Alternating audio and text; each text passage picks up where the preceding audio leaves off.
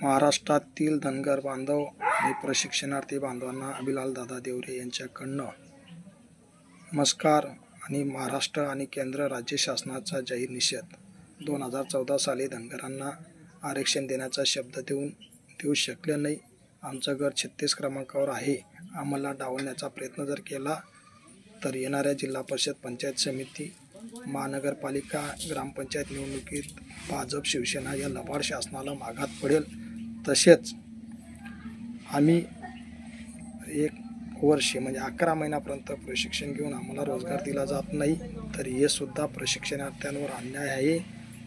16 दिवस अन्नत्याग अभिलाल दादा देवरे यांनी सुट्रेपाडा या ठिकाणी केलं आणि 18 ऑक्टोबरपासून आज 10वा दिवस अखंड आंदोलन चालू आहे. बेमुदत आंदोलन आहे. 10 ते 5 पर्यंत काळी दीपावली केली तरी शासन दुर्लक्ष करत असतील, म्हणून त्यांचा जाहीर निषेध.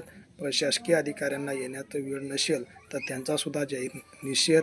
कारण तहसीलदारांना मी संपर्क करून निवेदन व सगळ्या गोष्टी कलेक्टर, प्रांत तहसीलदार यांना दिल्यावर आंदोलनस्थळी फोन करून तरी तहसीलदार आले नाही. त्यांचा जाहीर निषेध आणि अखंड हे आंदोलन चालू राहील जोपर्यंत धनगरांना आरक्षण आणि प्रशिक्षणार्थ्यांना रोजगार मिळत नाही. कारण भारतीय राज्यघटनेच्या कलम 14, 15, 19, 21, 23, 39, 41, 43, 46, 19, 48 या युडारनुसार धनगरांना आणि प्रशिक्षणार्थ्यांना रोजगार मिळू शकतो, धनगरांना प्रमाणपत्र मिळू शकतो.